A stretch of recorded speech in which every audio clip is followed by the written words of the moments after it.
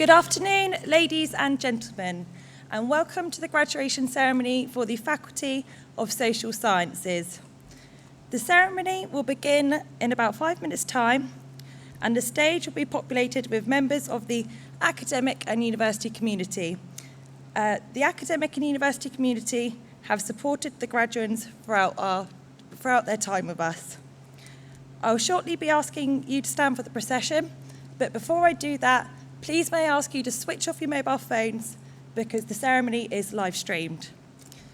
The ceremony will last about an hour, after which you are free to enjoy the university grounds and the faculty reception. We hope you have a wonderful time with us and enjoy the ceremony. Thank you.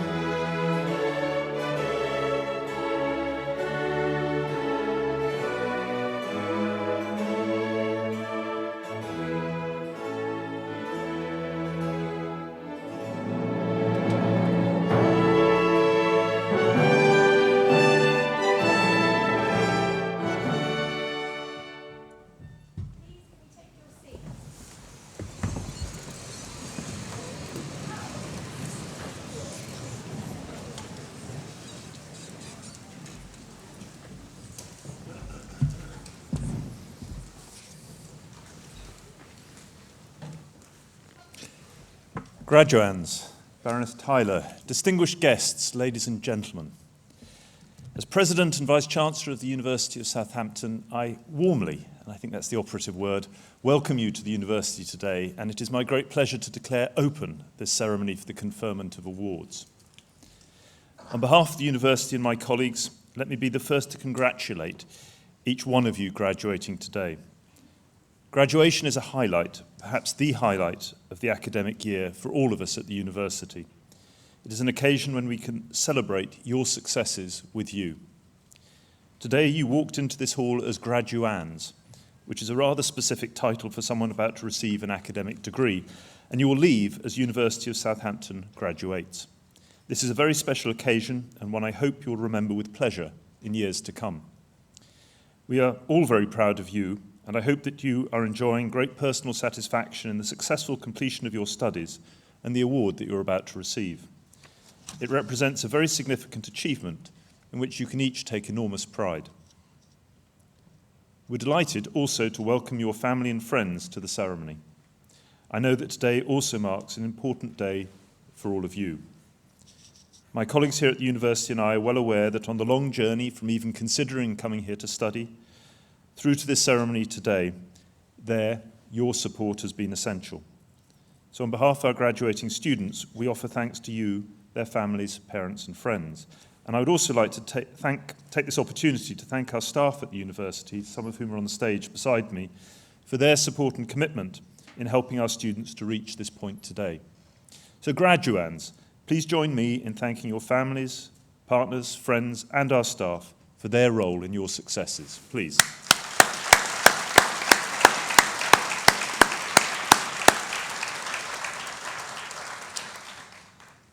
Graduation represents the culmination of years of hard work, but a university education is about much more than just gaining a degree certificate. Studying at university provides you with skills and knowledge to use in your lives and chosen careers. It is also a time when we shape our thinking and make friends for life. And for many of us, it's a time when we also grow up. Perhaps the most important skill we acquire is the ability to learn how to learn. And I can assure you from my own personal experience that this will prove invaluable in the years to come and as your careers develop. As I look back, sadly now with 33 years perspective at the university, the combination of a strong educational foundation together with a wide range of extracurricular pursuits and a friendship network that has endured to this day has stood me in very good stead for the career and life that has followed. I hope that when you look back with a few decades of distance, you'll feel the same warm feelings about your time at Southampton as I did for my university. This is an opportunity when, if you'll allow, I'll boast just a little bit, as it's been another successful year at the university. This year we're celebrating 100 years of academic life here on our Highfield campus. And we're marking this milestone by naming our impressive new learning and teaching facility, the Centenary Building. And no doubt you've seen this taking place nearby on Salisbury Road. And I'm delighted to report that it will open next month.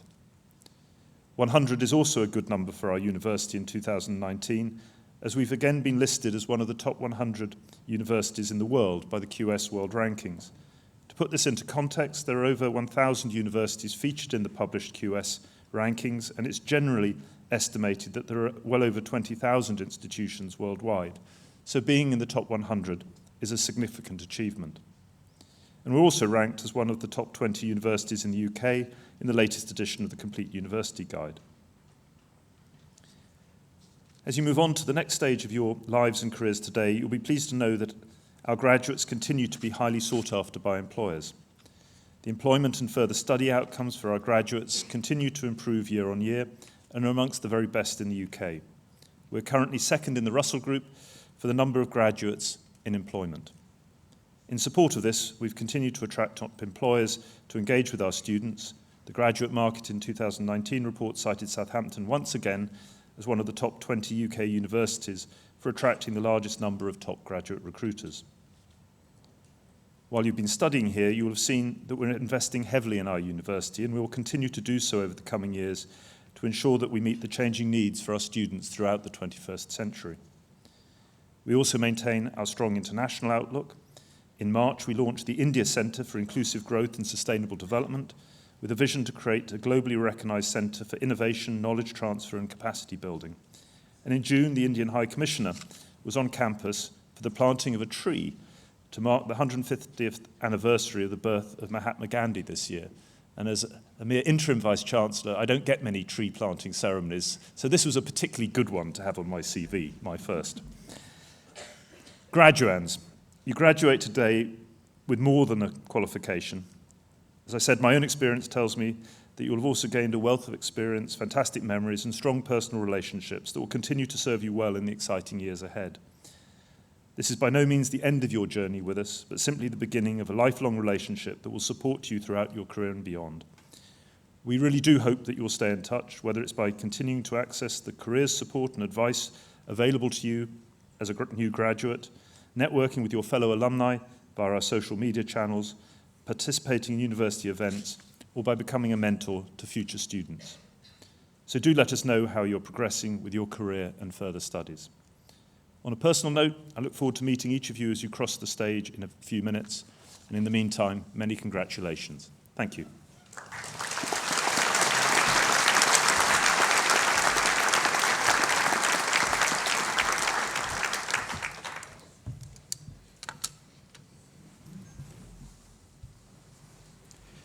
Hello everybody, my name is Paul Bridgen. I'm Head of Teaching Programmes in Sociology, Social Policy and Criminology, and I will be reading out the names.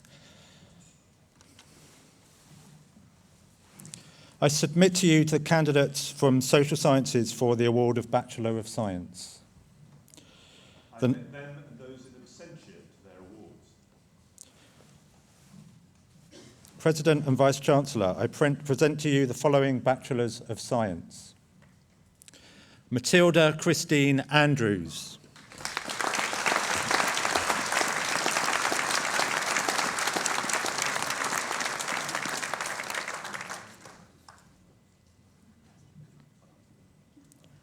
Lauren Emma Bailey.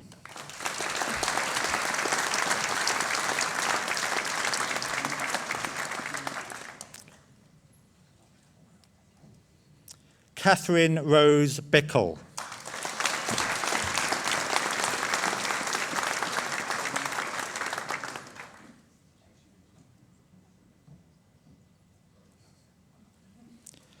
Luke Bradbury.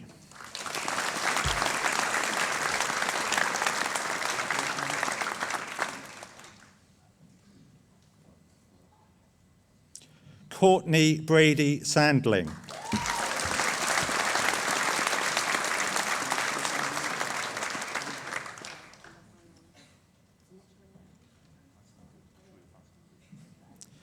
Evelyn Kerry Ann Chalice.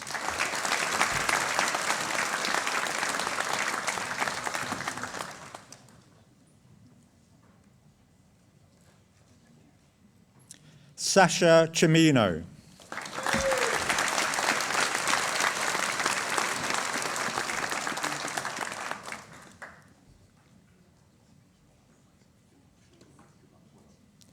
Poppy Davidson.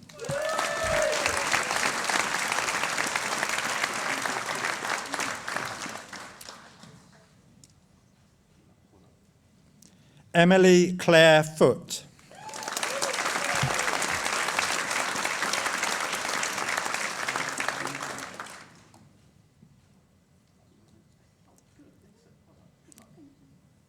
Isabel Holly Foster.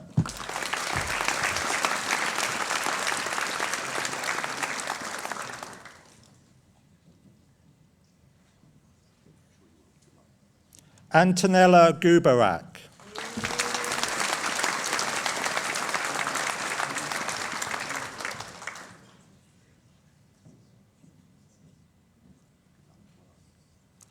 Catherine Ellen Parker Harris.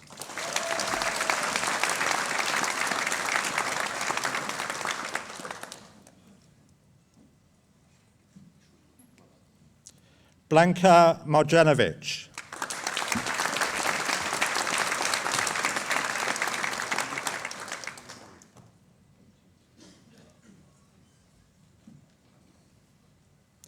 Natasha Louise Marsh.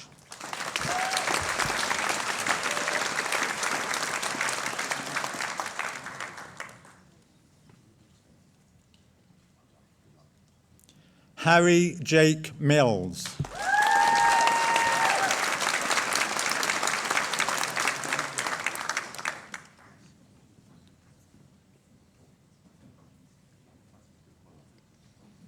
Ellie Moore.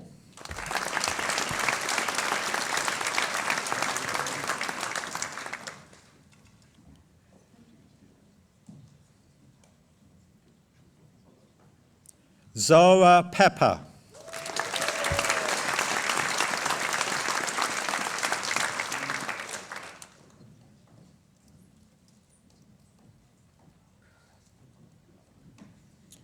Lauren Plumer.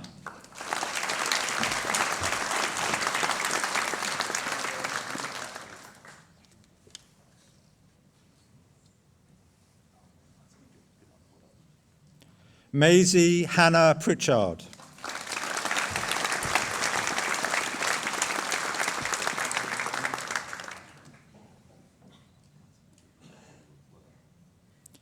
Emily Elizabeth Seeger.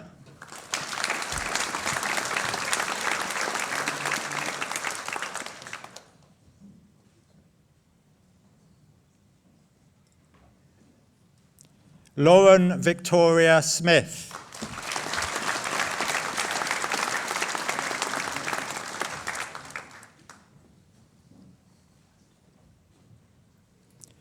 Zara Smith.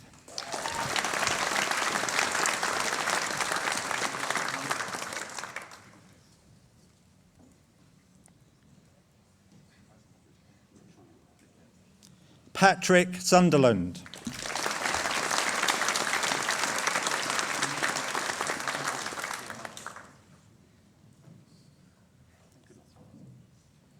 Hazel Tapkey.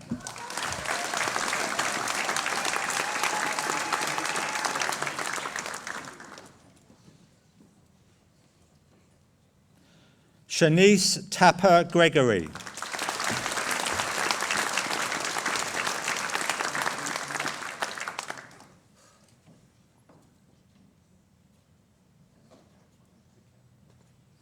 Daniela Texera E. Silva.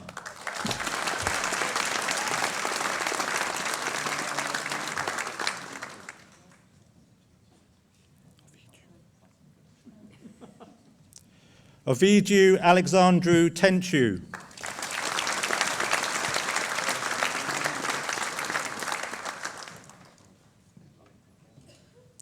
Grace Tobin.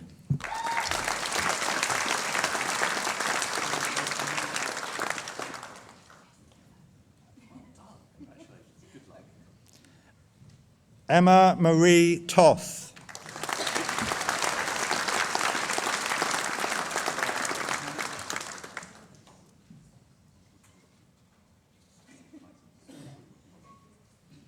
Holly Wigmore.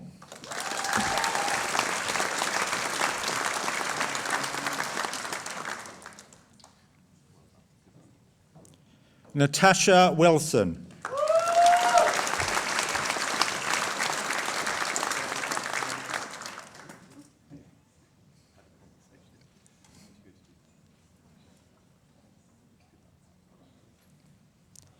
C. Jia Young.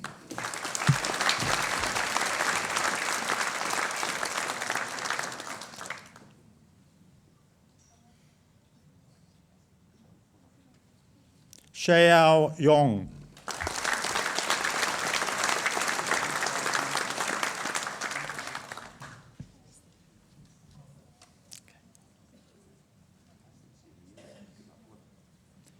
Jordan Toya Langridge.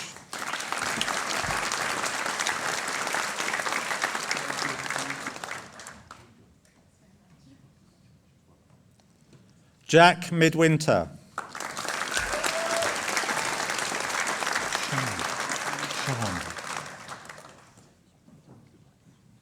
Marisa Shana Pomalis.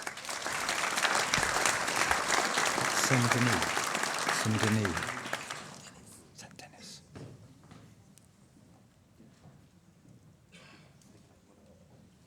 Liam St. Dennis.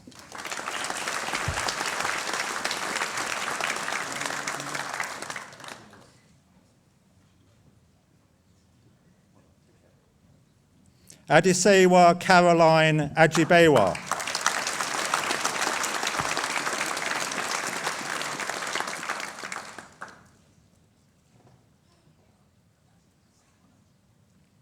Edith Barbantan.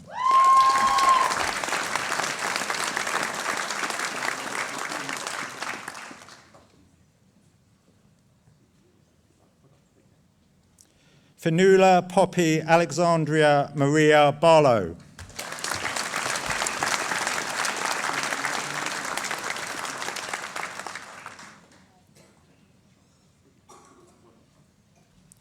Rebecca Butler.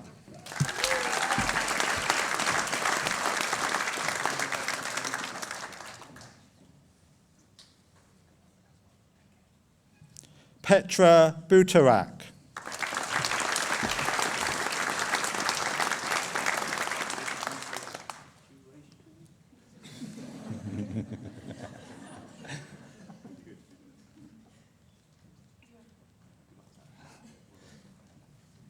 Sofia Calvino Rodriguez.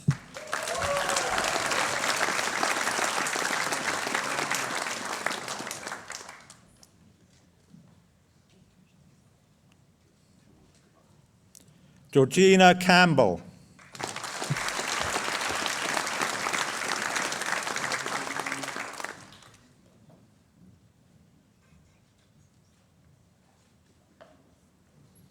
Eleanor Grace Chad.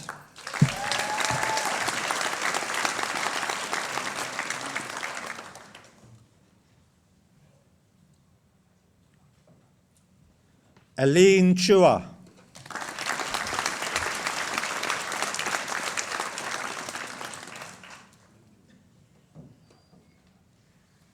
Daniel Aaron Lewis Cooper.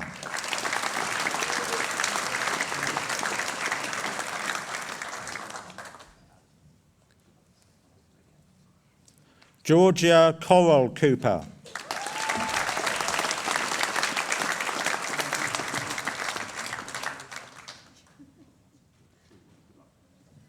Chelsea Whitney Diaz.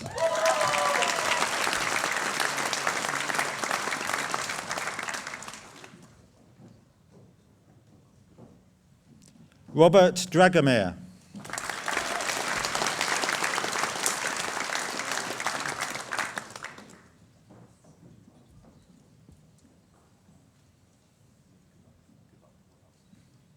Rebecca Drake.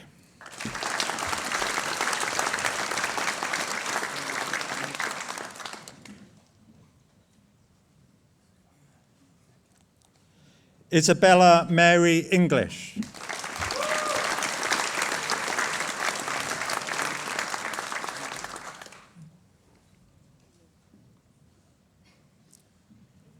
Rebecca Tricia Fitzgibbon.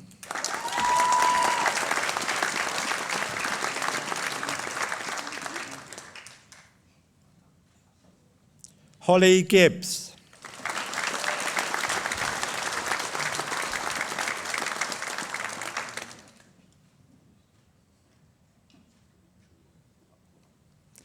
Katie Ann Greenwood.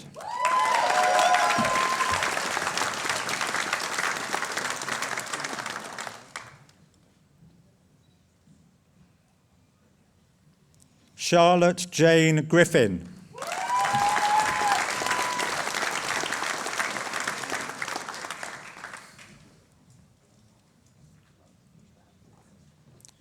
Molly Harvey.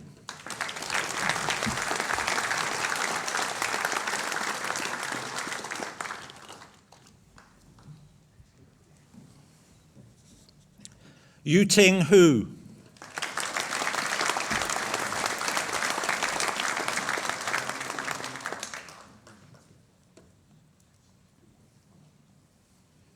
Holly Herman.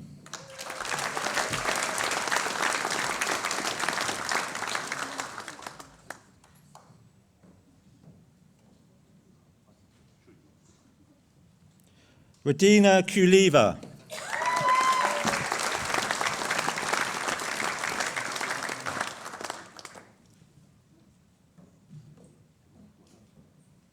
Karina Maria Kiriakou.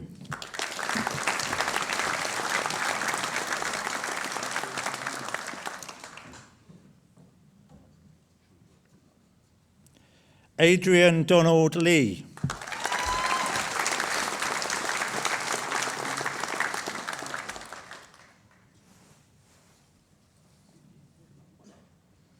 Daphne Lee.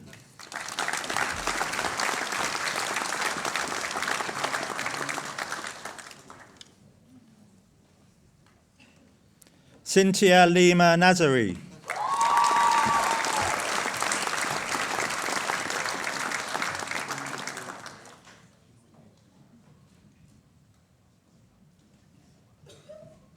Alice Rose Lloyd.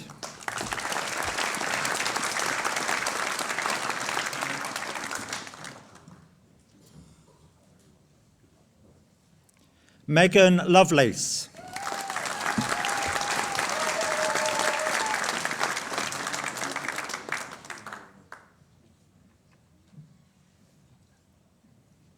Eleanor Grace McDougall.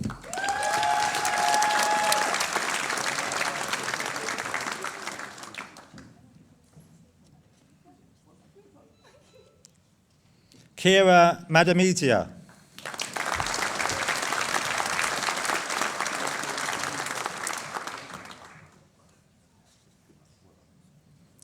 Lauren Malcolm.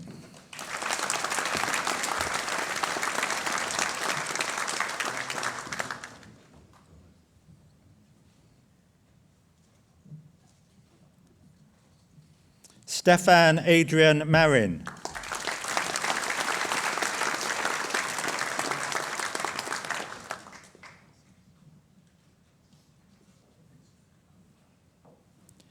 Amy Murray.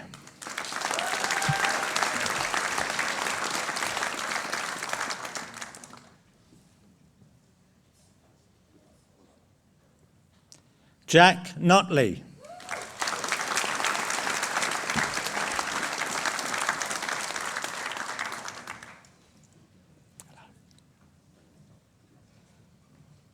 Catherine Grant O'Neill.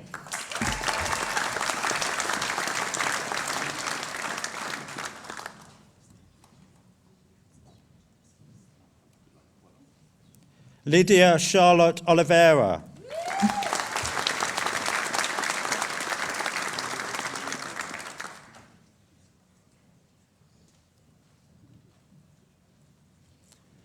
Elizabeth Oliver.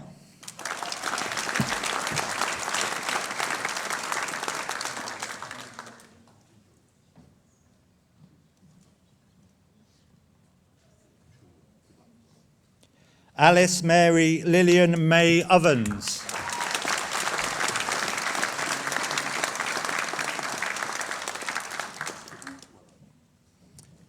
Ella Page.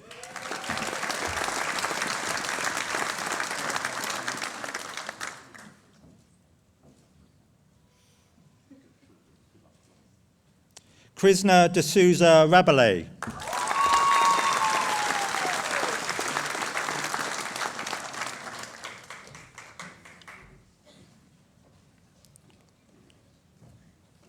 Shannon Alice Jody Ray.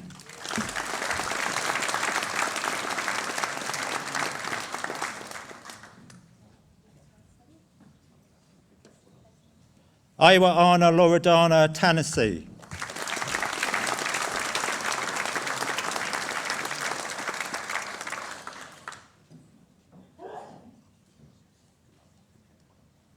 Michaela Treskakova.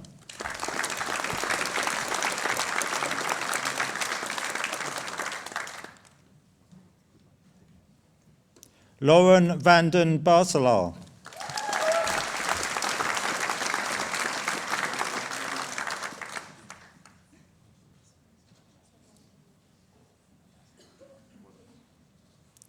Sophie Karen Welby.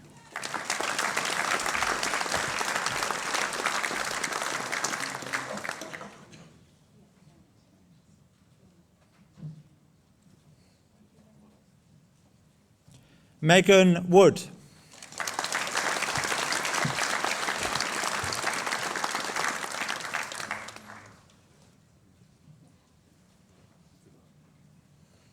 Harriet Amy York.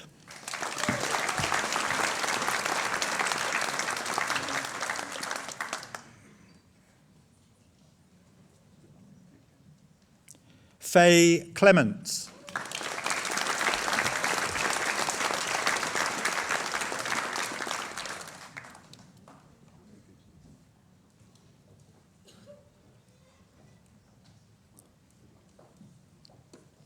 Lauren Rose Lambert.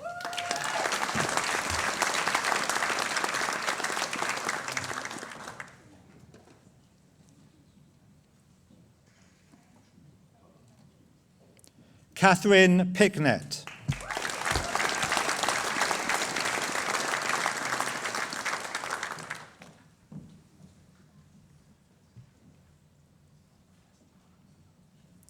Shayla Livia Wilson.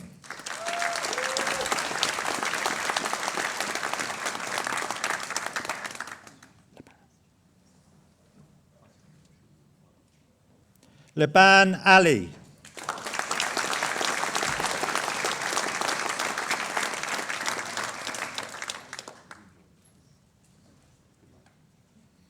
Cara Bishop.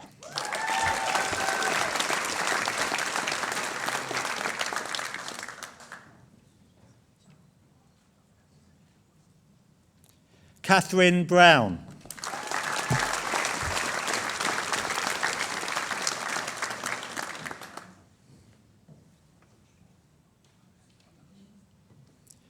Esme Burridge.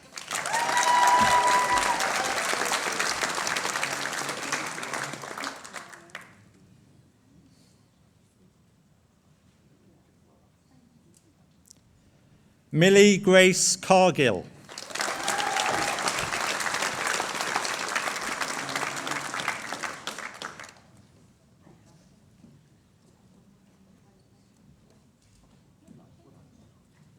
Kira Ann Coleman.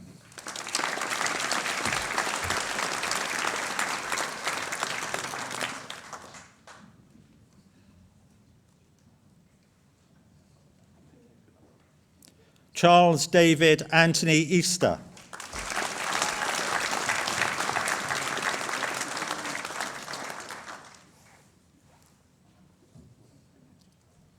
Alifeya Ibrahimji.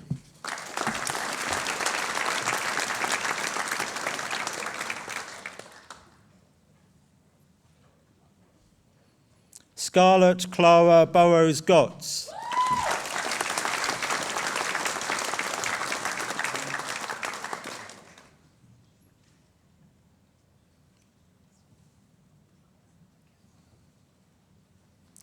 Naomi Rose Graves.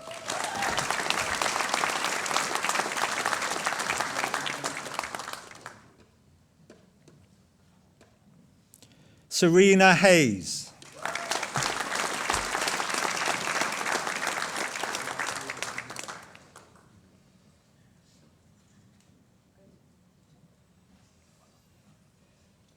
Laura Hennigan.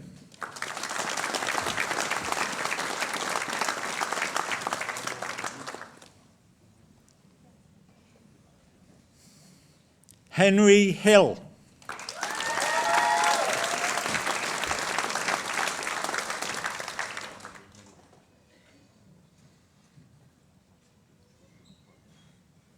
Laura Hilliston.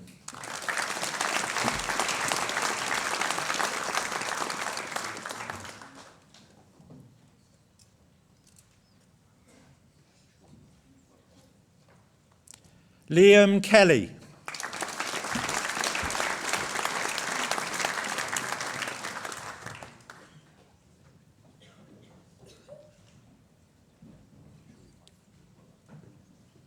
Sebastian Conning.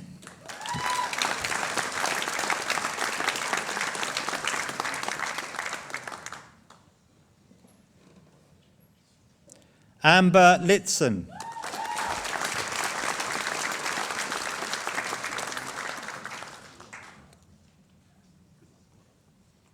Bethan Morris.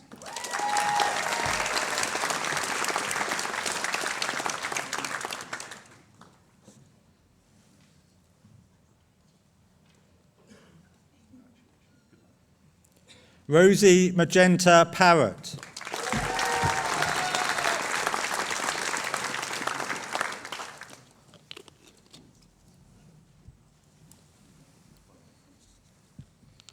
Abby Louise Steer.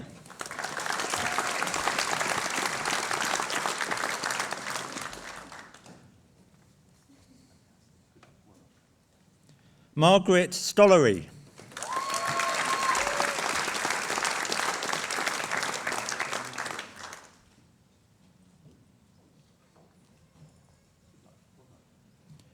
Georgia Bishop.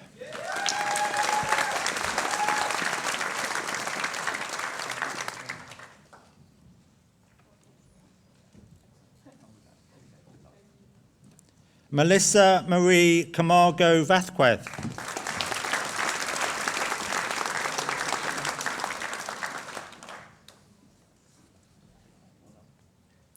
Rebecca Chappell.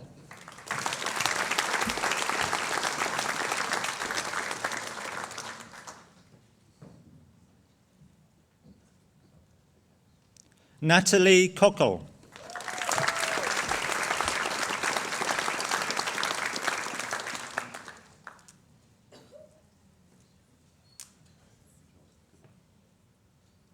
Charles Cove.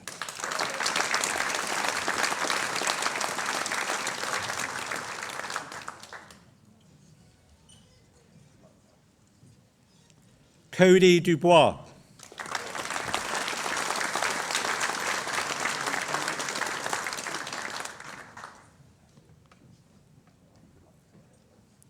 Louise Edwards.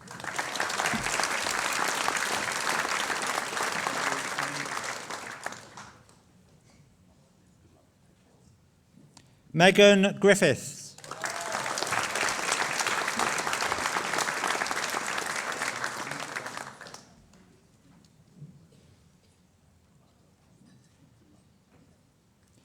Amy Lauren Hensman.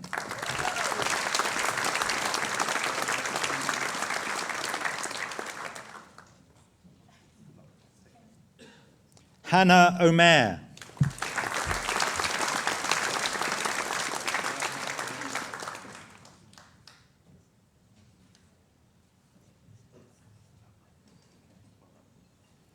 Hannah Russell.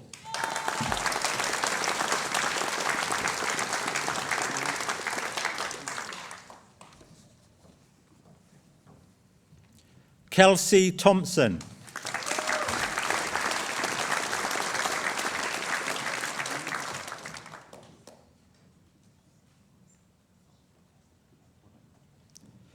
Meron Manyanani Avadan.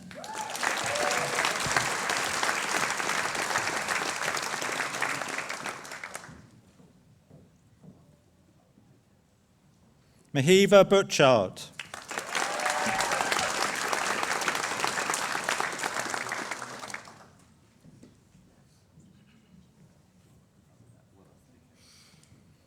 Sanya Chowdhury.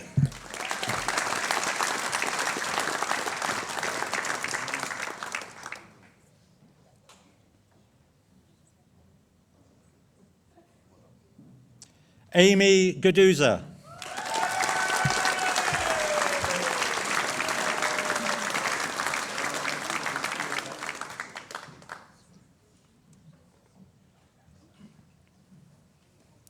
Liam Ivor Barnes.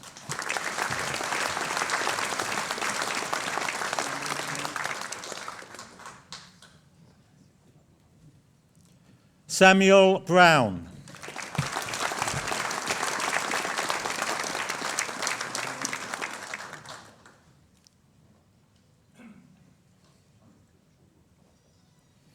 Arit Mary Omuleu Princess Edit.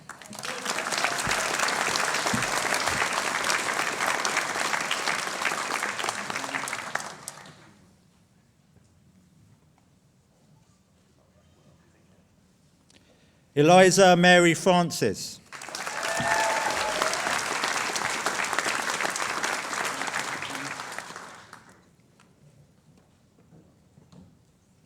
Alexandra Fionn Lee.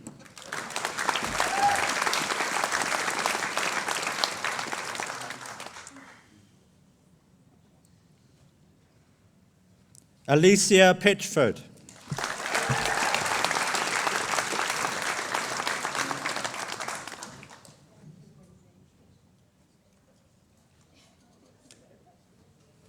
Katie Stevens.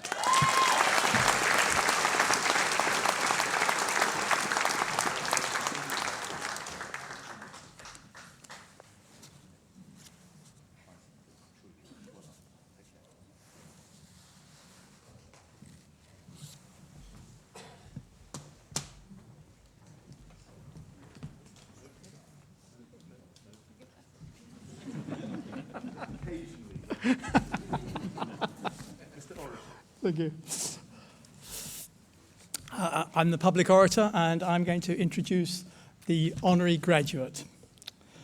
Baroness Claire Tyler of Enfield is a Liberal Democrat life peer and an alumna of the University of Southampton. She is active in issues pertaining to health and social care, mental health, social mobility, poverty and disadvantage, well-being, children and family policy, and the voluntary sector. Claire was born and brought up in Enfield, North London, and was the first of her family to attend university. She enrolled on a BSc Hons in Politics and Law at the University of Southampton in 1975, lodging in Chamberlain Hall, which was in its final year of being offered as female-only accommodation. Wardens patrolled the corridors day and night, and if men's voices were heard, they had keys to open doors and eject interlopers. The following year, after the introduction of mixed-sex accommodation, largely in name only, Claire moved into the formerly male-only Connaught Hall to find that it was still being run like a mini RAF cadet camp. The shop, for example, stocked varieties of men's razor blades, male deodorants and aftershaves, but no female toiletries. Claire enjoyed her time at university and was immensely proud when many years later her nephew followed in her footsteps and chose the University of Southampton for his degree. However, once her course ended in 1978, Claire decided not to pursue further academic study or legal training. Rather, she took up a position in the public sector, working first for the Greater London Council, the GLC, and then the Inner London Education Authority, ILEA. Those 10 years were exciting, not least because from 1981 until 1986, the battles between the opposing ideologies of Margaret Thatcher and Ken Livingstone were being fought out across the Thames. In 1988, Claire benefited from a revival in recruitment by the civil service. She became one of its first direct entry mature graduates. However, the civil service still had its roots in 19th century public schools. Everyone was addressed at all times as either Mr., Mrs. or Miss, and Claire's first-line manager made it abundantly clear that she had been foisted on him. We can only surmise which inflamed his antipathy most, Claire having worked under Red Ken in County Hall, or her being a product of a provincial university. Claire worked in the civil service for 20 years and employed in a variety of roles, including Deputy Chief Executive of the Connections Service, which was a governmental information, advice, guidance and support service for young people. For 4 years, she was Director of the Government's Social Exclusion Unit, set up by the Prime Minister Tony Blair. There followed a number of senior positions within government, the last of which was Director of the Vulnerable Children's Group at the Department for Children, Schools and Families, now the Department for Education. Claire notes ruefully that everywhere she's ever worked, the GLC, ILEA, and various civil service departments ended up being abolished. Given that her time in the civil service had focused increasingly on the disadvantaged and vulnerable and children in care, Claire's skills appealed to the voluntary sector, and in 2007, she was appointed to the position of Chief Executive Officer of Relate, the UK's largest provider of relationship support. These years were ones when politicians wanted to be involved publicly in family and children's policy issues. Claire's background in the civil service meant she understood how one needed to operate and compartmentalise, drawing on her many experiences, including those acquired while rooming as a student in Connaught Hall. Her extensive oversight before the visit to a local London Relate Centre by the then Prime Minister David Cameron meant she personally checked the state of the men's urinals. By 2012, Claire was toying with the idea that it might be time to move on to work for a larger voluntary organisation or charity when she received a phone call from the Deputy Prime Minister's office. Nick Clegg asked whether she would go to the House of Lords as a Liberal Democrat peer. The House of Lords initially presented Claire with a set of archaic challenges. She likens it to going to Hogwarts or back in time to a prep school, but not one with efficient systems for dealing with the new intake. It took her a year to get a peg to hang her coat on. Now she has a hook with her name above it. Claire was required to meet the Garter Principal King of Arms, the custodian of titles, heraldry, and coats of arms.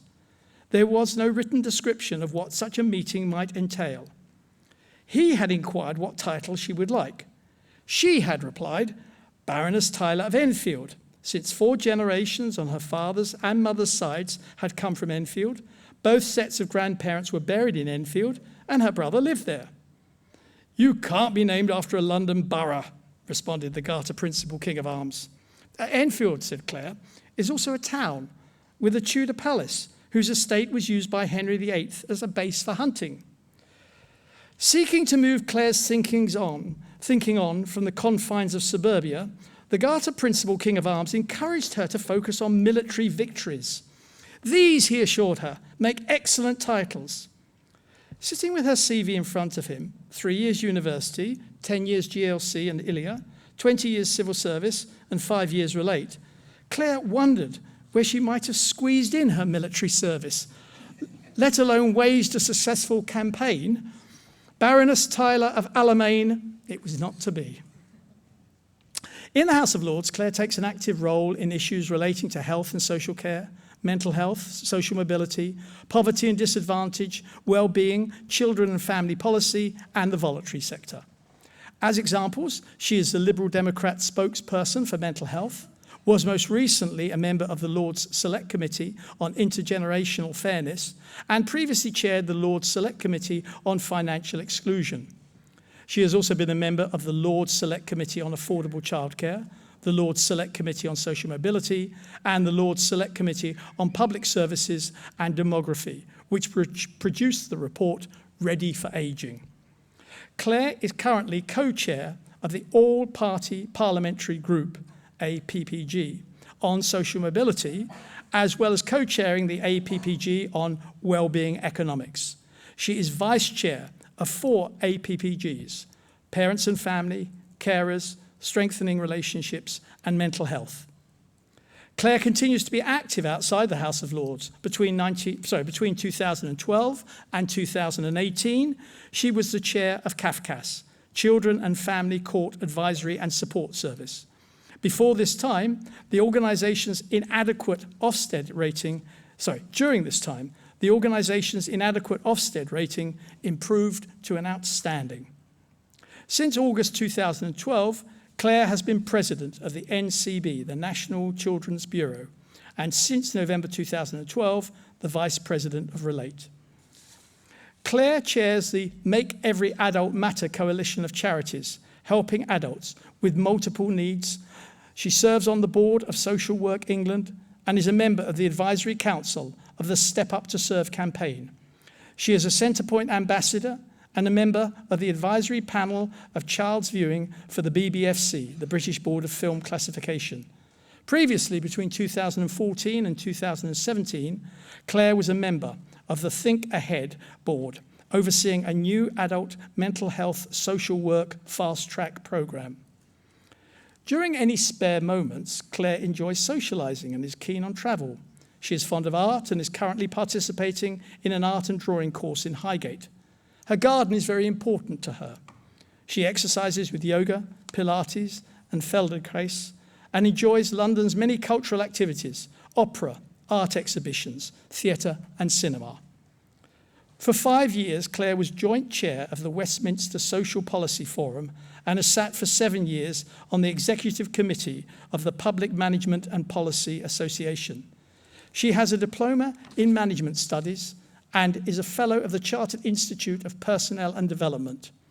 In 2016, her intellectual contribution to research-informed advocacy was recognised when she was elected a Fellow of the Academy of Social Sciences.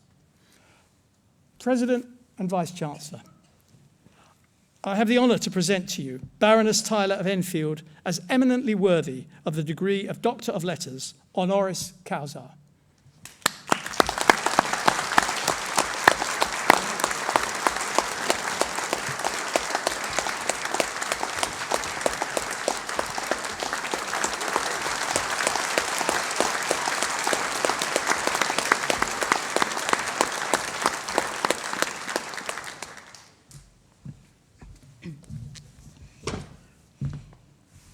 Interim Vice-Chancellor, fellow graduates, families, friends, ladies and gentlemen, it is such a pleasure and a privilege today to be receiving this award from this great University of Southampton, my alma mater, the one I graduated from so many years ago. Indeed, I still have the photos of my fellow graduates who became lifelong friends and our families, all having a picnic on the lawn after the ceremony, and know how proud my parents, who never had the opportunity themselves to go to education, to university, were of me. I feel honoured indeed to be here sharing in your celebrations today with your families. Days like today are so important, not just because you are formally receiving your academic awards, but because everyone comes together in celebration of your achievement, family members, friends, university staff, and of course, graduates themselves. And I am very pleased to have the support of my brother Paul and his partner Lynn in the audience today. And as a family, we reflect on the achievements of my nephew Tom, who graduated from Southampton with a degree in philosophy and politics in 2007, and has gone on to do great things in the charity sector since then. And it's been a great pleasure for me to return to the university on several occasions in recent times, both to give a public lecture on well-being and inequalities, and to talk to groups of politics and social science students about my work and theirs. So this is a day for all of you to be very proud of your academic achievements, to celebrate friendships forged living and working together while studying at Southampton, and of course to think about what lies ahead.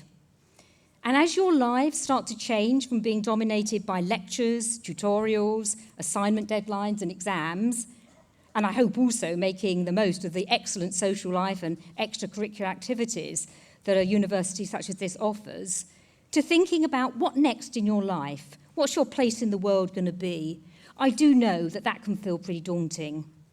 The world out there is pretty challenging at the moment, and that's putting it mildly. That old Chinese saying, may you live in interesting times, feels like a bit of an understatement at the moment. Things feel very febrile and turbulent. Many of the old certainties that I grew up with are largely gone, and it's easy to feel overwhelmed. I know I do sometimes, simply want to shut myself off from the outside world and tend my garden. But frankly, that's when we all need the most to engage. I have recently concluded that the old world order, as I like to call it, is gone, and that the current economic, environmental, social and political turbulence isn't just a blip, it's the new normal. In short, the terms of engagement have fundamentally changed, and we all need to decide how we respond to this. So where should we find our inspiration? Well, I think you could do a lot worse than reflect on some of the wise sayings of Robert F. Kennedy.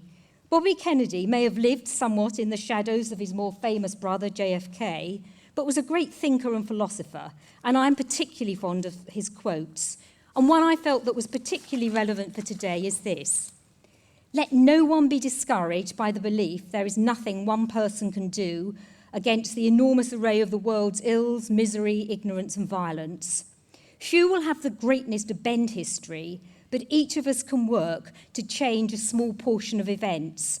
And in the sum total of all those acts will be written the history of a generation. And you may like to reflect on another of his quotes.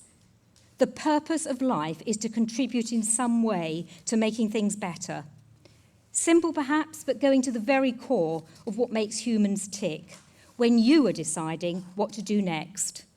There are so many great challenges out there crying out for your talents, knowledge, skills and passion, be it tackling climate change and boosting environmental protection, embracing the fourth industrial revolution and the impact of automation and AI on the workplace, harnessing scientific and technological advancements for the benefit of medical science and economic innovation, finding new ways to tackle poverty and social inequality, advocating for political and constitutional change to tackle social divisions and ensure that people's voices are heard, promoting international collaboration in all spheres of life, and furthering sustainable economic growth whose benefits are fairly distributed. And that's far from being a definitive list. You have heard from Dr. Dunn about my early life and my career, and I can't pretend I ever knew my career would take the course it has. I certainly had no notion when I left Southampton University in 1978, and it feels a long time ago now, that I would find myself as a member of the House of Lords, contributing to legislation and to public policy on mental health and well-being, financial inclusion, social mobility, intergenerational fairness, improving lives for children and families, and tackling poverty and inequality. And in that work, I very much hope that I am able, albeit in small ways, to contribute to changing people's lives for the better. And it's a huge privilege to be involved in such an endeavour.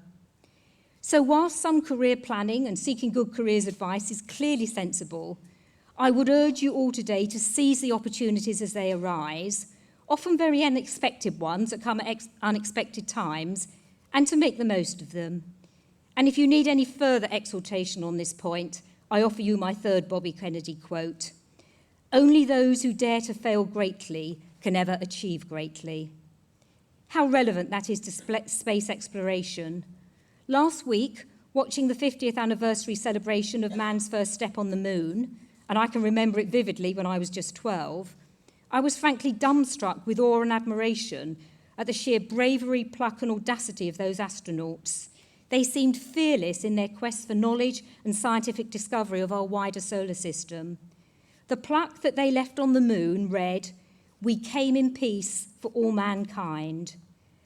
And for that one small moment, the whole of humanity seemed united in wonderment, the recognition that there is so much more that unites us than divides us.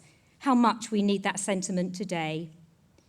Perhaps it will be provided by today's plans for another voyage to the moon, to establish a permanent base for further exploration to Mars and beyond. The stuff of dreams, maybe, but achieved by international collaboration, that could so easily happen in your lifetime. So yes, it really is time for everyone here today to reach for the stars. But coming down swiftly to earth again, never forget what really matters, which is your family and personal relationships, your emotional health and well-being, and your happiness. My friends from Southampton University, having lived together through all those rather strange halls of residence that David was telling you about, have become a lifelong friendship group, and we've supported each other through life's many ups and downs. So I will end by extending to you my very heartfelt congratulations and to wish you the very best indeed in your future careers. Thank you.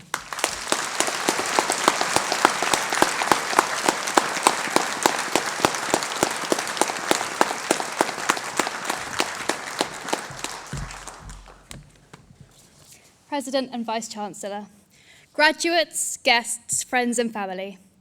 My name is Olivia Reid and I have the great honour to represent the students of this university as your Vice President Sports at the Students' Union. On behalf of all of our staff and volunteers, I would like to congratulate every one of you on your achievements. At Southampton, we firmly believe that your time at university is about so much more than your degree.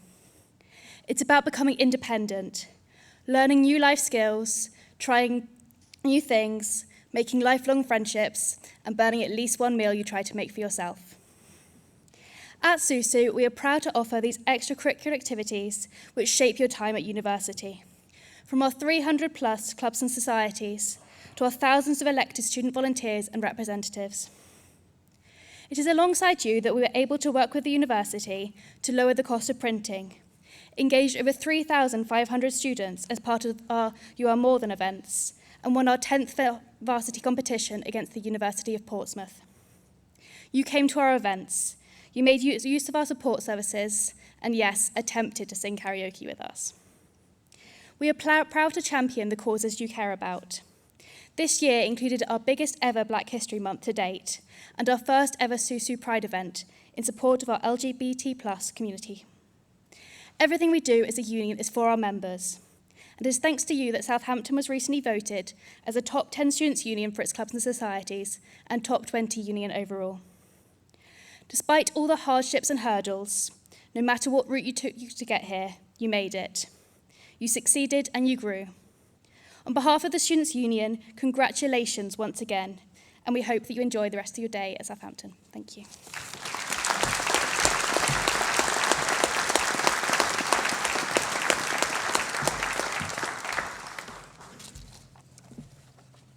I am the last speaker.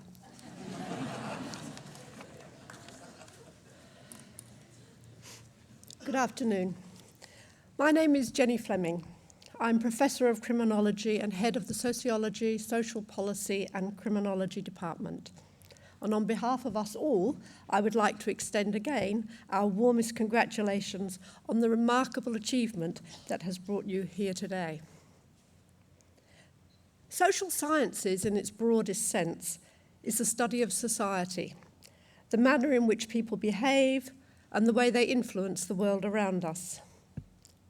They tell us about the world beyond our immediate experience and enable us to take on the most pressing collective challenges that we face as a society. As graduates in social sciences, you will go on to embrace challenges that you cannot yet imagine.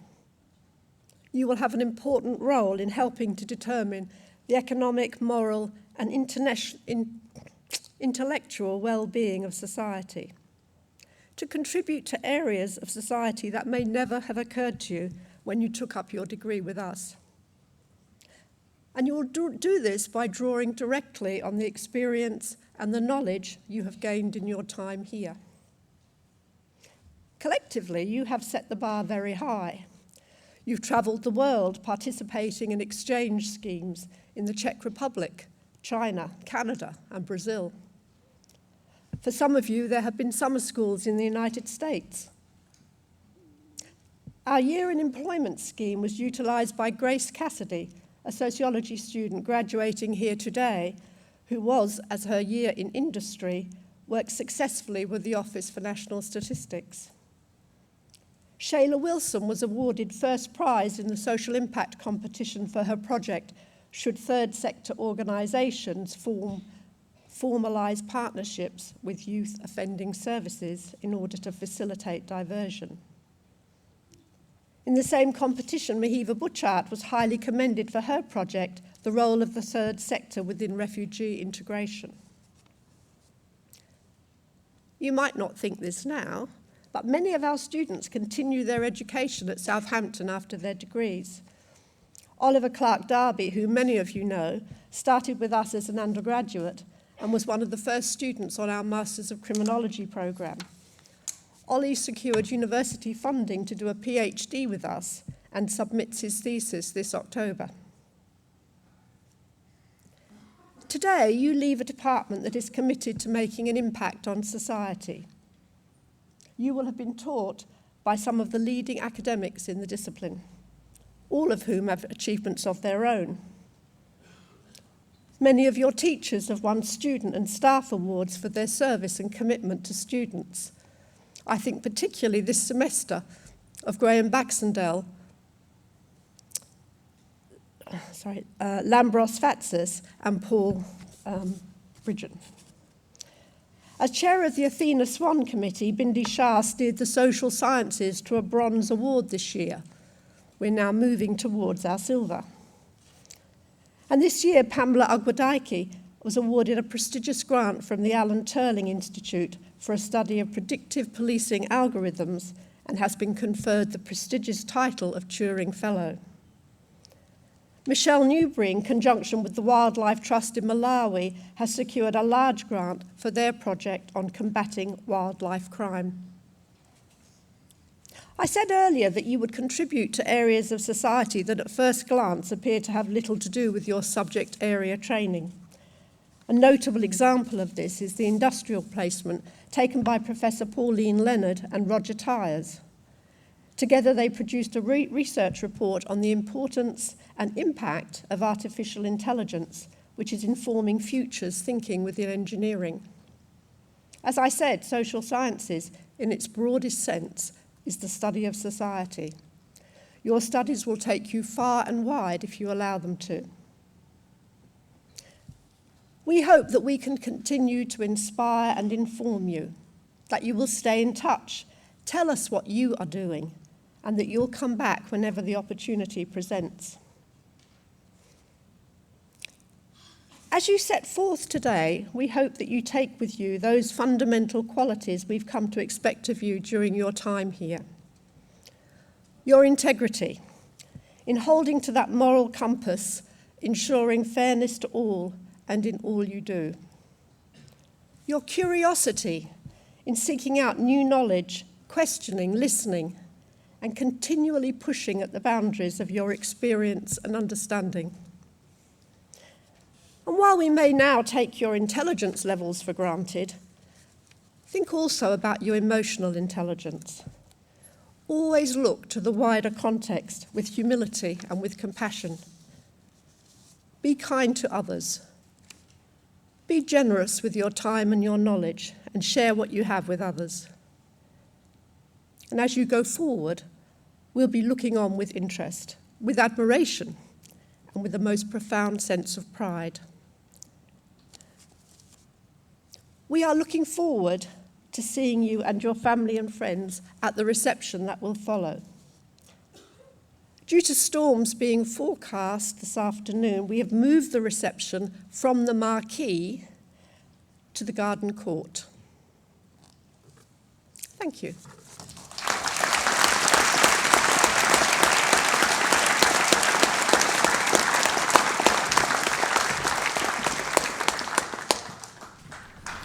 Now we come to the big finish. Graduates, we're here to celebrate your success. We're all very proud of you, and you can be very proud of yourselves. In the United States, days such as this are called commencements, and that's a word I like a lot because it signifies this is a beginning of many things rather than the end of anything in particular. I'm sure as you leave the hall today, you'll be greeted by many opportunities, and I urge you to take them. And as a wise person once said, if opportunity does not knock, then just go and build a door. So, graduates, I'd ask that you remain seated, and everyone else who is able, please stand and join me in giving a round of applause to show our graduates how we really feel about them, and cheering is much encouraged. Hooray!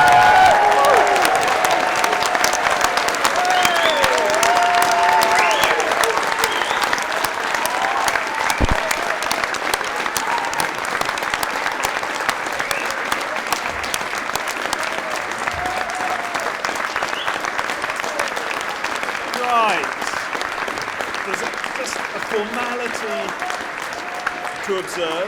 If I could ask everyone to return to their seats just for a second, I'll take this opportunity to congratulate our graduates one final time and to wish them every success for the future, and to thank all of our guests for being with us here on this special day. And with that, I declare this ceremony closed. Thank you.